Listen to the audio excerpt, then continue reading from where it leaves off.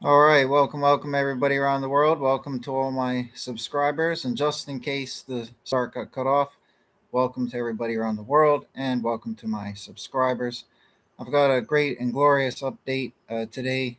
I finally did the bit of refining with the maths and everything, looking at it and ironing out, so to speak, any kinks. Not saying mistakes or anything like that, but in refining and better pinpointing a more specific period for the end days. Now, this is obviously based entirely upon everything I've taught for the last 10 years on YouTube, which is on my channels, uh, over 100 end days topic videos on my channel, and also in my books, such as this one and that one that are available on Amazon. This is my end days book, that's my systematic theology, but it's based on that there. I don't have time to quote everything and all that, make a long video. This is just a real quick update, um, more pertinent to my subscribers who are familiar with what I've taught. So, what I wanted to do is finally factor in how the year zero, or the absence of a year zero, truly speaking, affects. And this is where you get into the nitty gritty in terms of pinpointing. So I've always talked about there should be a year flux for various reasons. One reason being we don't know what month a certain event took place on from where the measure is being taken. So if you have a calendar year given any year, let's just say the year 2000, the event could have taken place. The start of the measure for whatever length of time might start in the January of 2000 or at the end of December in the same year 2000. And those two dates, January and December, are 12 months apart, which is 1 year. So that's why, even if you're using the years and the correct years and all that in the mathematics, calculating the end day's date, you should always allow for a year flux, plus or minus 1 year for that very reason. And I'm aware of, how the BC calendar rolled over to the AD calendar. I'm aware of all that. I talk about it in my books, but I wanted to pinpoint it, right? I've always been, content with knowing, this final period of years from 2023 to 2027 in which it could occur based on the prophecy of Daniel, like I've always said. Um, I've never, gone to the extent, never really bothered uh, to do that final crucial, pinpointing. I didn't think it was as important. It's more important to spiritually prepare, become a good person, and to, all of that there, reform yourself. Uh, and I spent enough, 20 years working on all the, studies and everything required to get to those understandings from the calculations in the prophecy of Daniel and in other prophecies. So, but I went through that effort to pinpoint it. Now, welcome, man. Good to see you. Glad you popped in. So, like I was saying, I finally pinpointed the dates properly. Looked into the year zero thing. So, long story short, I did that final ironing out, smoothing out, so I could pinpoint and ascertain, more pinpointed date. We know we won't know the day or hour. Nobody, I don't need to know the day or hour of the week or even the specific month. But from this year, what I found was something incredible. Uh, so, long story short, speeding up for everybody, the decree that Artaxerxes made, I asked the AI, I asked, what I had always assumed that it's probably most likely historians don't know the month or the time of the year that, certain things occurred on, like Jesus's death. Because there's always been, like debate about this and that there, right? Jesus's death and other key historical events, right? We can know the years for a lot of these historically, but I again, this is just another extra step that I never, really bothered to go down. I always assumed that it's probably most likely, hyper specific things probably aren't recorded in ancient history. But nonetheless, what I did find out in asking the AI is that the decree of Artaxerxes that he made in the prophecy of Daniel, right, from where we can calculate the year that Jesus died, They actually do have it historically recorded when that decree was given. And all of these dates, so the decree of Artaxerxes, which is in part of the, it's a part of, and it's in part of the mathematical calculations as given by the prophecies of Daniel, right? So all these three things are, right? So the decree of Artaxerxes took place in March or April of 457 BC, right? I was kind of surprised that they did actually have it, right? I didn't think it was impossible that, hyper specific dates could have been recorded in ancient history. I just thought it was most likely that they hadn't been, right? But they did record it. So then I asked, okay, when did Jesus die? Because I've always heard so much debate over the year and or the time of year and blah blah blah, right? Again, I finally took, I finally made the effort to go take these extra steps into this finer refinement and pinpointing, right? So, but anyways, so Jesus died in March or April of the year 27, right? I'll get into the 26 and 27 thing in a moment, right? But the time of year is what I'm talking about here, right? And the death of Jesus is also in that mathematical prophecy that was given in Daniel, right? And then the third event was the completion of the Dome of the Rock. So I just figured at this rate, probably the Dome of the Rock was completed in the same time of the year. So I asked the AI, and it said that the Dome of the Rock was completed based on an inscription that as of April of that year, it had been completed, which would logically imply that it was completed prior to April, which would have been, in the same time period, March, April, right? That's my point. So all three events are part of Daniel's prophecies, with the number calculations for the end times. And all of them took place in the same part of the year, right? Which would have been like the Hebrew month Nissan, right? March to April, because the Hebrew months don't fall exactly in line with the other months that everybody else uses, right? So March, April, and again, I'm not concerned about being hyper specific and pinpointing, a day or hour and nothing like that. I don't need to go out of my way to do that and agitate people more than they already are for me trying to calculate things. But I'm only calculating these things because the prophecies are there with the maths and the instruction to calculate and know. So that's why I'm doing it. So I know I'm doing the right thing. Um, so many other people think you shouldn't try to calculate and all that. But, if I've said before a million times, if God didn't want us to calculate it, why did he tell us to do that in Daniel 12 and give us all the numbers? I mean, obviously he wanted us to do it. So, and let's get to the year zero thing now, right? I mentioned it in my book. I've always been aware of it. It's not a mistake that I made. It's not that I was ignorant to it. Um, Long story short, saving the waffling, there was no year zero. We all know that, right? So there was no year zero. But in my talks and everything, like I've said before, I try to generalize things because when you get into the nitty gritty of numbers and from 0 to 1 and time spans, and if we didn't know the dates, times of the year certain things were being measured from anyways, we get into that little obscure pool that just falls under let's allow 1 year flux for everything. But now we do actually ironically have the time of the year for some of these key dates, some of the most important ones in the formulas, right? So ironically, we do have that now. So instead of having this 1 year flux where we have to worry about, that's what I was trying to do. I was like, okay, let's see if I can further refine that and actually get it pinpointed. So instead of saying allow up to a year of flux plus or minus 1 year, this is pinpointed now. So it should be March, April of 2027, right? That's the end all conclusion, right? That's the point of this video. That's the pinpointed time. And again, this doesn't, it should be the Hebrew month Nisan, right? But I know the Hebrew calendar is also very complex, and every year that goes by,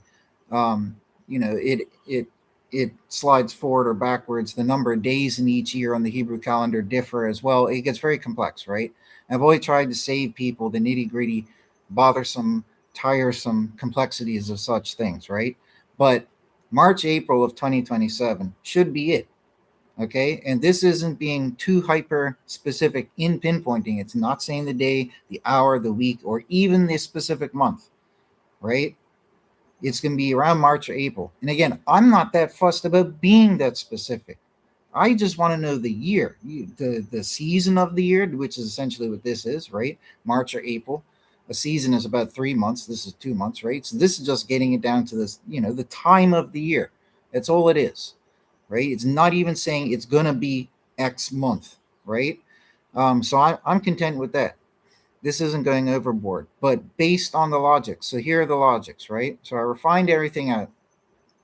So accounting, considering uh, that I've gotten those dates for those three historical events, I am now, I felt, more able to refine down what was a year flux to being more specific, right? That was the point in all this. So went through that one part. And so knowing that I could do that now and make that effort, I thought, okay, well, let's get to this nitty gritty.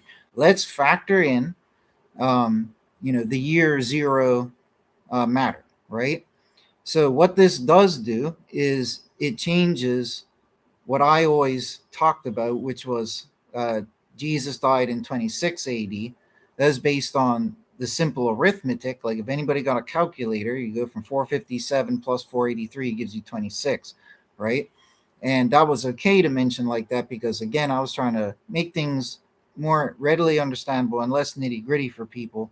And that fell within a year flux. I wasn't bothered with trying to be more hyper specific than allowing for a year flux, anyways. So all of that didn't matter to me, right? When you start looking at things like the explanation for these things, I went through a lot of explanations for why arithmetic will give one solution such as 26, but the actual date should be 27. They're very tiresome and long and complicated to listen to, right? But normally what would happen if you had one timeline, it goes from 0 up until the digit 1. That from 0 to 1 is the first year, i.e., 1. This is where it starts getting into like wordplay and complex. Then from 1 to 2, i.e., 1.1, 1.2, 1.3, all the way up to 2.0, that's the second year, right? So even though the first year starts off with 0, it's going 0.1, 0.2, 0.3 up to that 1, right? So you can have the 1 hovering over the middle of the 0 to 1, just illustratively in your mind.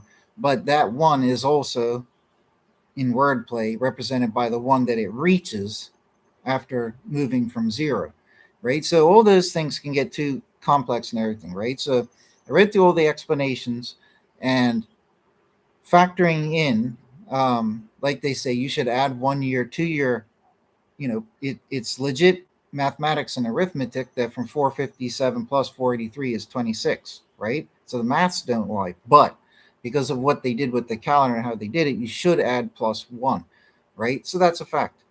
And I can now get into that nitty gritty because I have those dates for the times of the year of those events, and it's worth making that nitty gritty effort, right? So it should be in March, April, one could assume. If all those other events were in March, April, we're talking about spans of times that were given to us in formulas to calculate with, then yes, let's use that. Let's use the 27 date. And what we find is as follows, right? So if we go from it's March or April for all these events, as I'll say, right? So in 457 BC, in the prophecy of Daniel, King Artaxerxes gives his decree, right? And from there, you take the measure of 483 years until the Messiah dies, till he's cut off, right? So that yields 27 AD. Considering, so I'm not saying in today's video, considering year flux, like I always say. We're taking that out, we're being more specific, right? So that yields 27 AD. Okay, now 27 AD, and this is just pointing out an irony, like I did in my book. But 27 AD plus 666 years gives 693 AD. This isn't a major point. This is just a side point I have here, but following in chronological order. By 693, the Dome of the Rock was completed. It was completed in 692. It was completed in April of 692, right? So by 693, yeah, it was completed. And the adding 666 was never specified in the Bible. That's just something outside of the Bible, right? That I discovered. And from 26 AD plus 666, it gives 692. So if Jesus did die in 26 AD, as I used to plainly point out in my teachings and such, plus 666 neatly goes to 692 when the Dome of the Rock was completed, right? But anyways, that's a minor point because, like I said, that's not, the plus 666 thing is not specified in the Bible, right? It's just an illusion that I went down that avenue with, as I've talked about before, when we're warned about, the final beast kingdom and 666. It's pretty coincidental. It's not a coincidence. It's too great a coincidence that if you add that chunk of years, boom, the Dome of the Rock's on the Temple Mount, and that final beast nation's ruling over the Holy Land and also most of the known world. Not a coincidence, right? That's my point. So it's worth mentioning, but it's not a major point because it's not from a Bible prophecy, right? Like, not specifically, right? But anyways, but the Dome of the Rock was historically, verifiably completed in 692 AD, and more specifically, in April 692 AD. And if we add the biblically supplied numbers from Daniel's maths in his prophecy that God gave him, the 1335 years, we get 2027 AD. Okay? Now, 2027 AD, like I've said before, right? Because this is based on the simple math. 692 plus 1335 is 2027 AD, right? The Dome of the Rock, it started being built in 688. It was completed between 691 and 692. And like I said, it always varies depending on the source, but it's accepted that between 691 and 692, based on, and again, depending on the source. Some Islamic inscriptions in the Dome of the Rock state, as I mentioned before, that it was completed in what was April in 692. Okay. But anyways, let's put all the silly fussing aside, right? The math shows 692, its completion date, plus the 1335 gives 2027. Okay. So when we're looking at this math, 27 AD being the specific and accurate year for when Jesus died, so March, April of 27 AD plus 2,000 years, plus 2,000 years gives 2027 AD. So we see an agreement here. So Daniel's prophecy is giving us the measure of 1335. In the second example, plus 2,000 years from Jesus's death, giving the end time. That's based on the things I cover in my teachings and in my book, the 2 days, the 2 watches, the numerous things in scripture that help affirm that and prove it, right? So 2,000 years after Jesus died would yield the end, right? As I've said before. But I've always been saying recently and in these years, 26 AD, because if he died in 26 plus the 2000 gives 26. But I always used to say allow for a year flux, so you should also allow for up into 2027. But like I said, I'm just uber clarifying for people. Today is the day I decided to go that extra step and super refine it and pinpoint it. So I had to iron out the year zero. I had to iron out the 1 year flux. Why? Because I don't want a flux of up to 1 year. I want it to be specific. So I'm just uber clarifying for everybody. This is not that I was wrong. This is not that, I'm trying to extend things by 1 year because I'm desperate and pathetic. That is not, and is logically, those are not the cases here, right? That is not what is happening. What is fantastic is that right now, that's that chunk of numbers that I have right there on my screen, 457 BC, the verified date. And I also, once again, just to be, I've done it a million times before, I asked the AI to speed up the process, right? Instead of me doing it myself like I used to do over all the years. I asked the AI again. I said, okay, what was the exact year that Artaxerxes, made that decree, blah, blah, blah. And it gave a nice, beautiful explanation I'm not going to bore everybody with here, of why it was certainly 457 BC, right? So I was right all this time, but just wanted to uber verify it once again, right? So that's a verified date, 457. The prophecy itself tells us that the 483, right?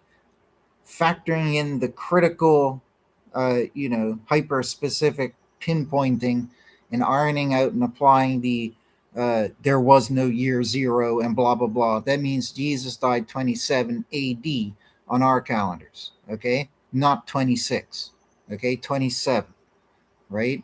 And then from there, at the completion of the Dome of the Rock, right? That's a historically verified date, 692, even the time, April in 692. So that's verified again, right? Plus the biblically supplied number, following the suit of of the first example, right? We had a verified historical date, right? The 457, which is based on that's when that Bible statement was true, right? What it talked about occurred, verified in history. That's my point. Plus then a biblically supplied number in a formula, right, gives 27. In this case, again, it's a historical event with a verified historical date, right, that the Bible was talking about, right, and that's 692, plus, again, in the same fashion, a biblically supplied number, which is the 335 years, right? I'm just showing how clean cut and concrete everything is, right? That yields 2027 AD. Now, in this case and in the presentation I'm doing, there is no more and apply 1 year flux, like I'd always say, because why? We've ironed it out. Okay, so 2027 AD, but the time of the year is important in all this ironing out. But as it shows, all of those events, the decree of Artaxerxes, the death of Jesus, and the completion of the Dome of the Rock, all occurred in March, April of their given years. So it's not even a case where I'm saying, oh, it's fair to say it will follow suit and be that. No, because we're talking now, no wiggle rooms, right? No fluxing, just precise measurements of the numbers from point A to point B, right? We know when A is now. It was March, April, right? Instead of it being at any month of that calendar year, we know when it was. So we take those precise measurements, right? That's why all this is more clean cut and concrete. And I'm happy that I just made the little extra step, right? But nonetheless, people, I know people hate hearing pinpointed things, and it's going to be on this day. People hate hearing it, but I don't really care. So that's when it should be by March, April of 2027, right? And I think after that point, there's no more, okay, a year flux, let's wait for this and that there, because that can't be said anymore, right? So I've ironed that out. It should be by March, April of 2027. And again, like I've said, we have all the Bible prophecies that cover all key historical events over that 2,000 plus year time span that was described, right? It was about 2,500 years that were given in Daniel's prophecies, accounted for, the events detailed out, specific spans of time given in mathematical formulae for us to calculate. And all those things came true, right? As I've said many times before, all of them have come true.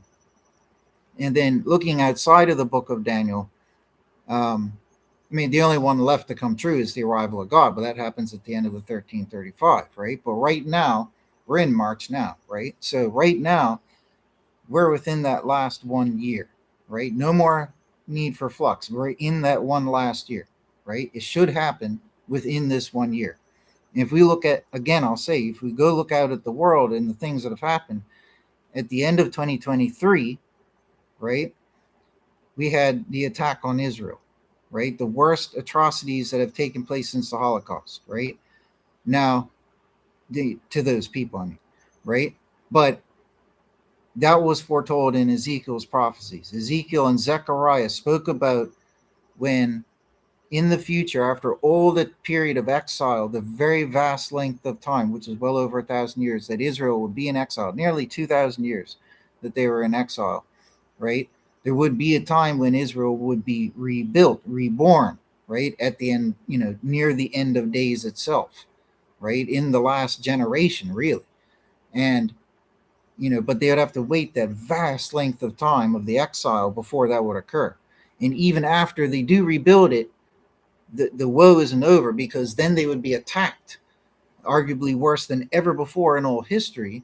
And you would have all these armies joining together, right? Certain nations and regions that Ezekiel names And Zechariah and Ezekiel talk about that same event. It's called the War of Gog Magog. And those nations, which are the certain Islamic nations, such as Iran and others that have mounted up, um, they have. So this, again, is something that's a current event that's happening in the world, and we can all see in the news, but it's what was foretold in those prophecies, right? So all in terms of Daniel's perspective, the 2,500 years, all those things have come true. The only thing left is for it to become the 1335th year, which will be the end of days, as God says in Daniel, right? So we're on that last domino. And when you apply in Zechariah and Ezekiel's prophecies, we're still in that last domino, because according to Zechariah and Ezekiel, the very last thing to occur is that those nations attack Israel, and that is what triggers the end of days, the judgment day, and all of that, the Messiah and God's forces and all that to arrive. Like, that's what triggers it. So they've already started the attack on Israel. They had started at the end of 2023. And so for the year 2024, 2025, we're in 2026, right? And it happened in October of 2023. What you have there is 3.5 years between October of 2023 and March, April of 2027 is 3.5 years, right? So you have 2 months from 23, right? Then you have 24, 25, and 26, right? So that's the 3 years, 3 solid years, plus 2 months, plus January, February, March, April, 3 years. So that's the 3.5 years, which would correspond to, like Revelation says, the last 3.5 years, right? The 2.5 witnesses would be doing their stuff, but all these, terrible things would be taking place in the world, storms and plagues and blah, blah, blah, would all be worsening, right? So I think it's undeniable when you have the worst attack and atrocity to ever happen to Israel, and the reborn Israel since the Holocaust, because Israel was reborn after the Holocaust, right, in 1948. This is not a coincidence or ignorable. This is significant, right? So that attack occurred basically marking the start of the final 3.5 years, when all, the woes would increase for the final 3.5 years, right? So that's worth pointing out as well. And in these last 3.5 years, what Zechariah and Ezekiel said would occur has been unfolding. This is the final domino, right? Of all the other dominoes being the other prophecies for events that would take place in the future, those have all happened. That's what I mean by dominant, just for everybody else to understand, right? So we're in that final domino. It's already been struck and is tipping over, and it's almost smacked the table. Once it smacks the table, it's all done, right? Once it smacks the table, God and the end days arrive, right? So I think it's quite incredible. It's quite glorious, which is why I used that word in the video title, that now we do have this specified time, right? And I think that, it was better to start off as I did. I had to think about all these things. And I've said this before, 10 years ago when I started talking about these things, instead of telling people, oh, you have a span of time, that requires further explanation, right? But in that span of time from 2023 to 2027, if it did occur at 2023 because of the conception of the Dome of the Rock, then we need to be ready for 2023. If you tell people, oh, it could happen in a span of time from 23 to 27, people are going to think, okay, I have those extra few years up to 27, right? So I had reasons for why I simplified things at the start of my 10 years teaching, that it would be 2023. And I never used to say the month or time of the year or anything, but just 2023, right? But as I've said, now that 2023 was ruled out, 2024, 2025, and we're in 2026 now, the world events are confirming 100% everything that I've said, to the point now where even the various rabbis from major denominations in Judaism are out there heralding that these are the end times. And I've said before that Judaism forbids predicting when Messiah or the end of days will come. They forbid doing that. They're very strict about it.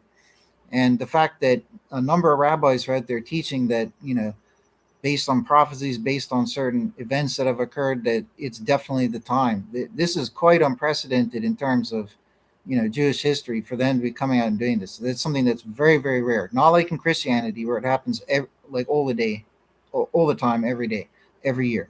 There's Christians out there like me, but always predicting and saying when it's going to come. It's going to be this time. It's going to be this year. We always do that, but in Judaism they don't. So the fact that in Judaism they're saying that, hey, God did give us prophecies, and these prophecies are coming true, and it looks like it is the time. That is significant, right? And the UFO activity picking up in the world again. These are the good and the bad watchers. Um, they started appearing in huge numbers with the mystery drone thing around the world, appearing over airports, military facilities, over people's houses and neighborhoods around the world in multiple nations. And UFO sightings have increased so much that the average person has seen a UFO now or knows somebody who has, and thousands, if not millions, of people have recorded UFOs, and not just seen them, right? So it's quite incredible that all this activity with these watchers is increasing. Whether good or bad watchers, we don't know who's piloting it, right? All of these things connect because, like I've said before, and I detail in the book, First Enoch's prophecy of the 4,900 years, he tells us the year to take it from the start of the measure before the flood, which I think was like 500 years before the flood. All the maths are in the book. That time period ended in 1948 or 1949, right? Again, that is not a coincidence. That falls smack right there at the end of the Second World War, at the rebirth of Israel.